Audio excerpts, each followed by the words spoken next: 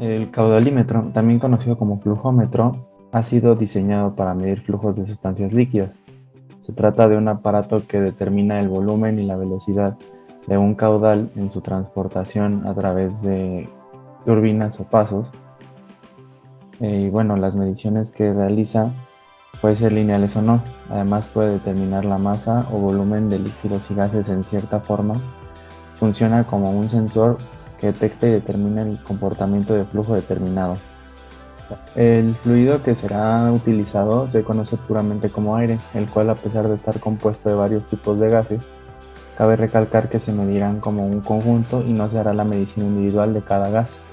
Este puede ser generado por medio de corrientes de aire naturales o bien artificial, este último creado por medio de algún aparato electrónico, como sería una secadora, un ventilador, etcétera, o de algún instrumento manual como un abanico o pues un ventilador, o bien un simple soplido, perdón. Este fluido fue el elegido ya que su utilización no genera ningún tipo de costo o gasto, ya que es de fácil acceso. Es el fluido más seguro y fácil de medir.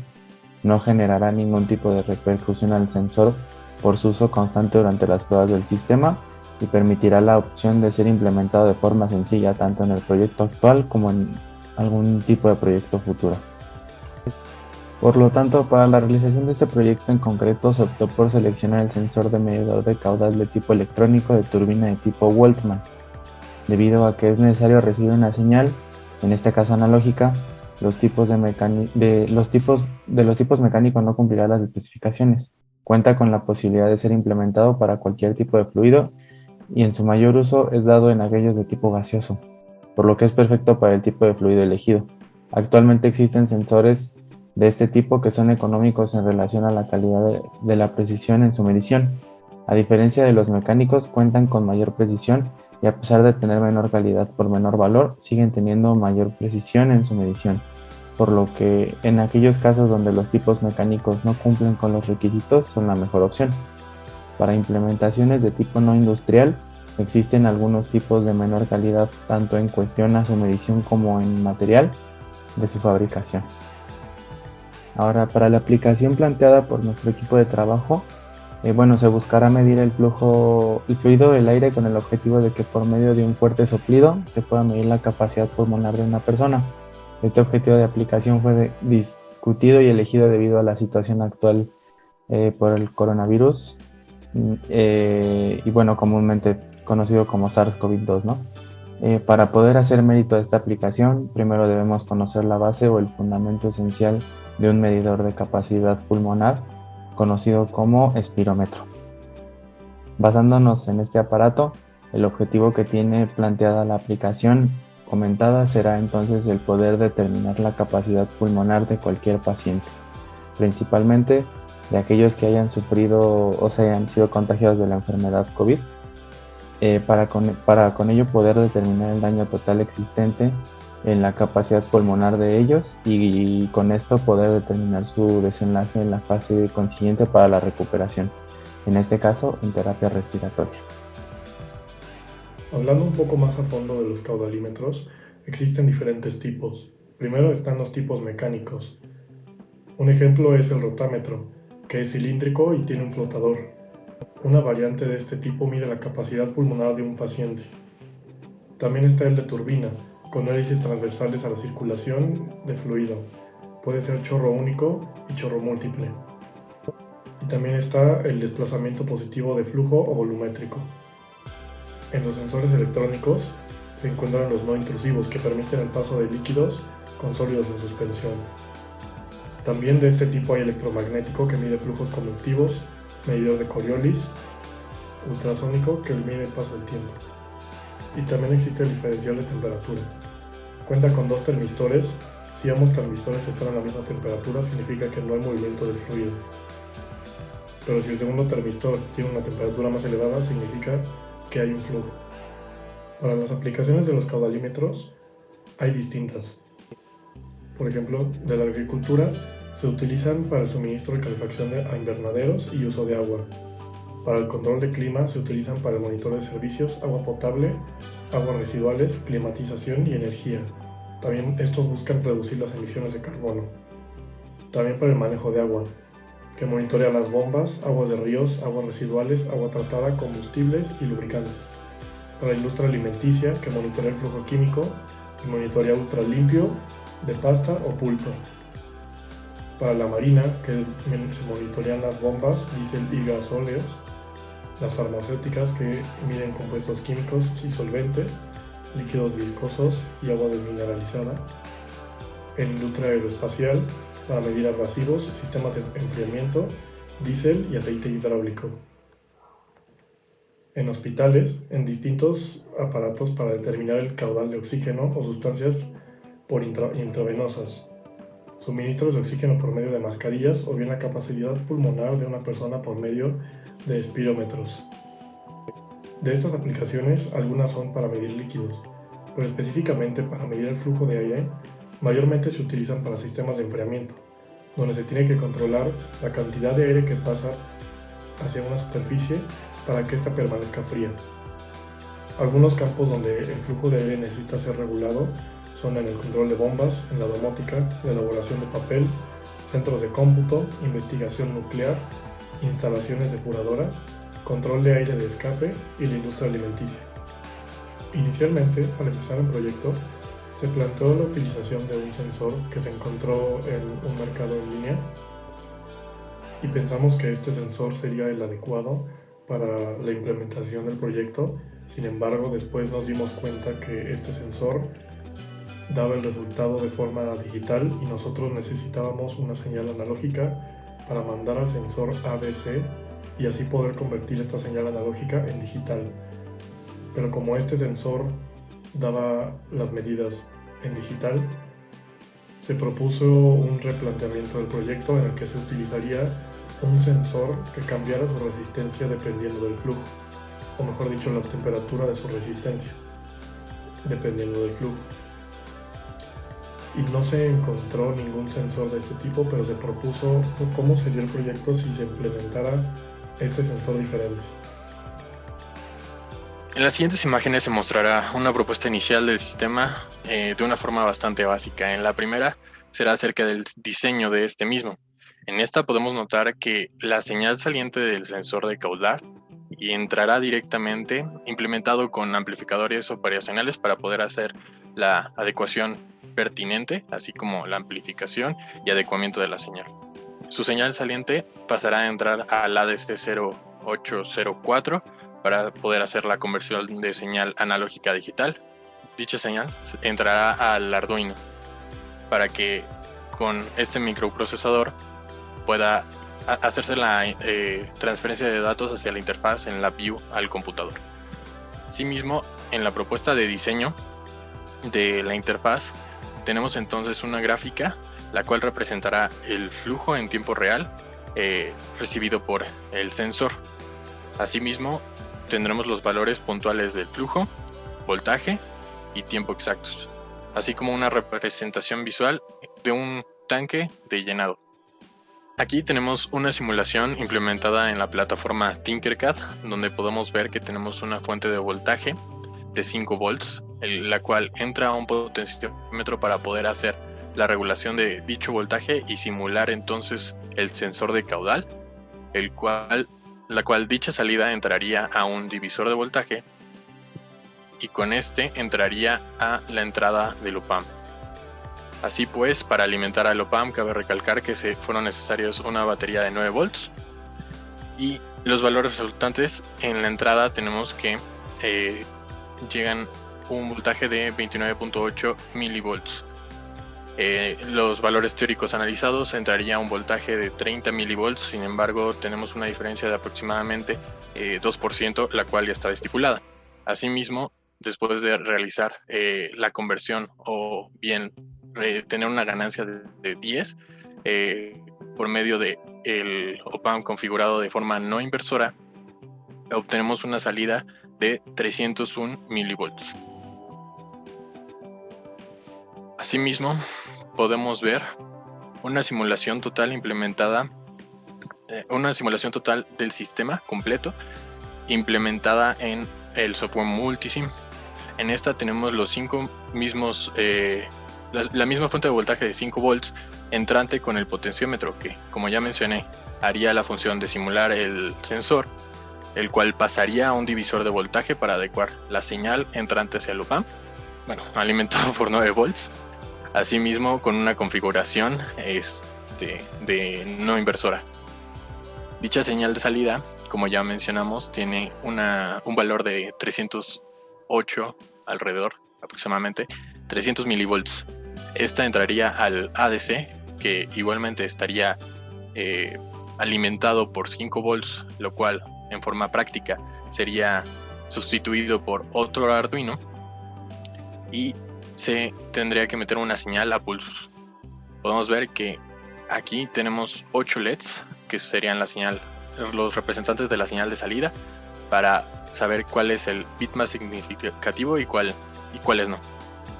Entonces, si llegamos a variar la señal del potenciómetro, por ende la señal entrante a todo el sistema, podemos ver que dichos valores finales tendrían una alteración y dichos LEDs prenderían y apagarían.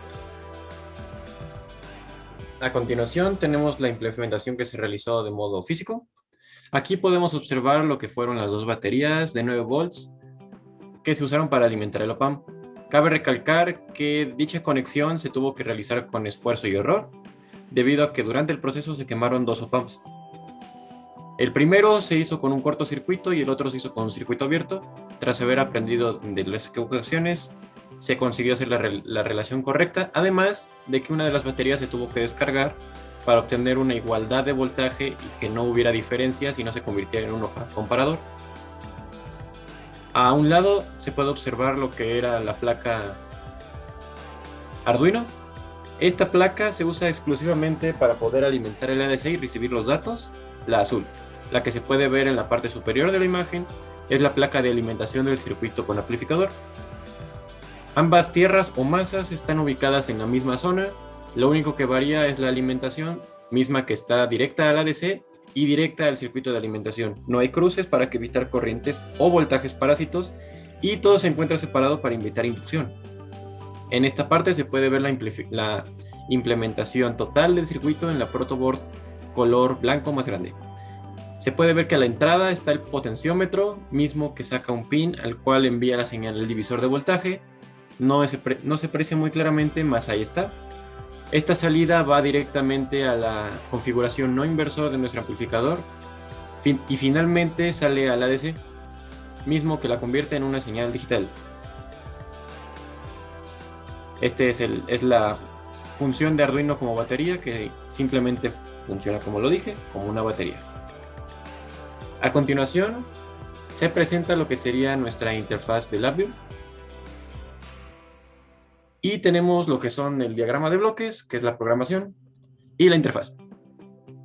Haré acto seguido a hacer prueba de cómo funciona nuestro circuito. Hago conexión. Aquí hacemos primero que nada la selección de cuántos bits vamos a leer de entrada. En este caso son solo 8.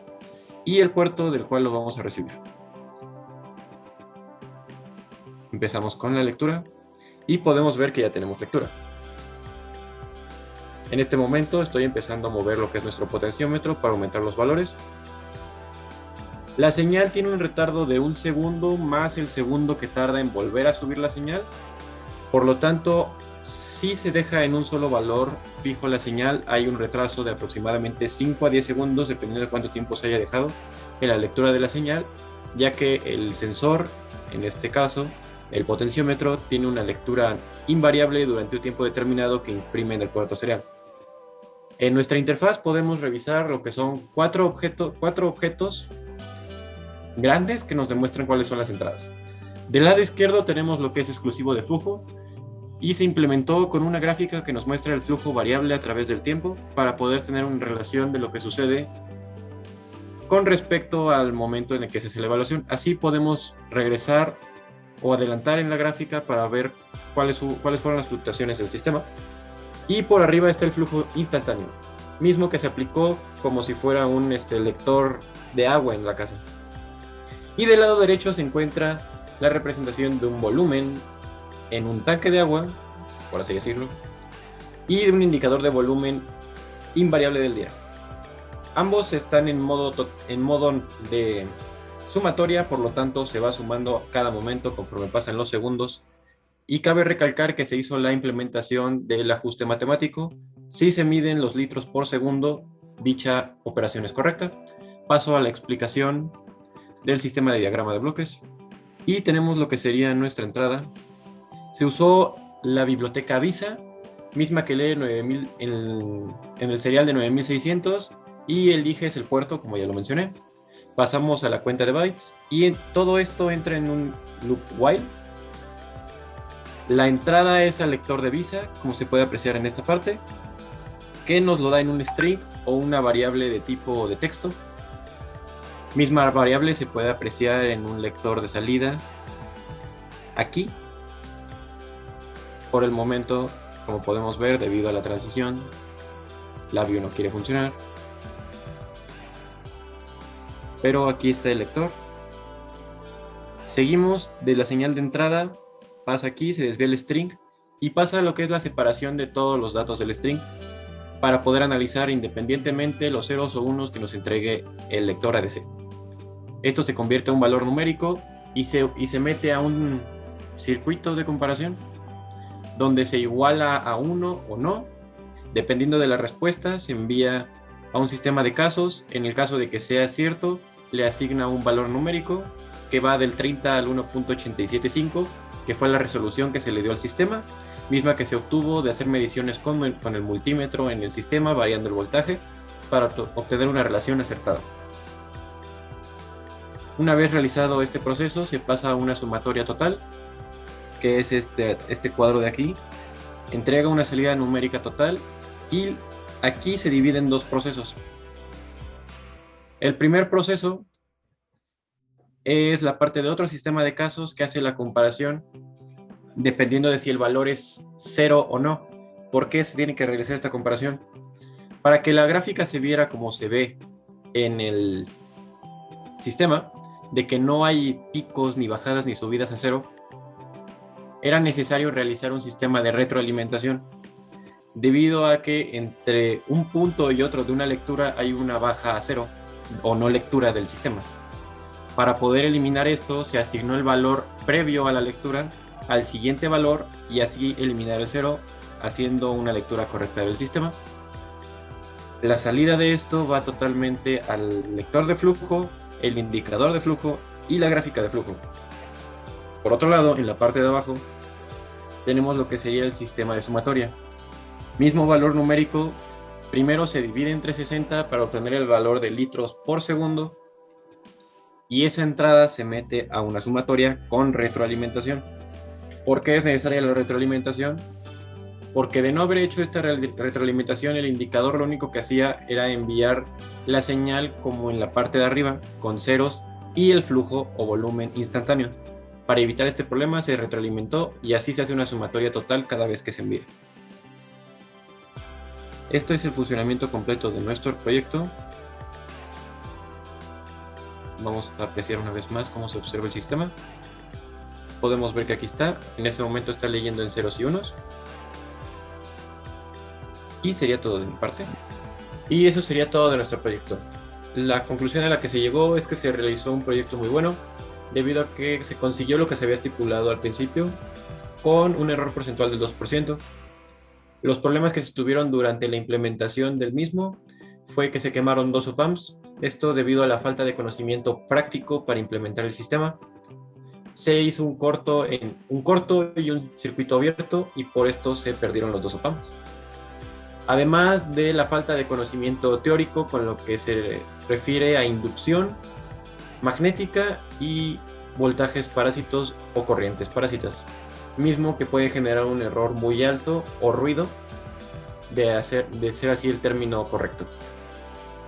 Lo que se puede mejorar de nuestro sistema sería, primero que nada, el conocimiento concreto de un sensor útil para poder realizarlo. En nuestro caso, pues tuvimos que reevaluar todo el sistema y además implementarlo todo en una placa para así evitar que las masas estén mal conectadas, los voltajes se crucen entre sí y evitar el uso innecesario de Arduinos extra para alimentar solamente. o que estén mal conectadas las fuentes de alimentación. Eso sería todo de nuestra parte. Yo recomiendo llegar a este proyecto con un conocimiento sólido de la teoría y con al menos un poco de práctica para evitar tener los problemas que se tuvieron. Muchas gracias.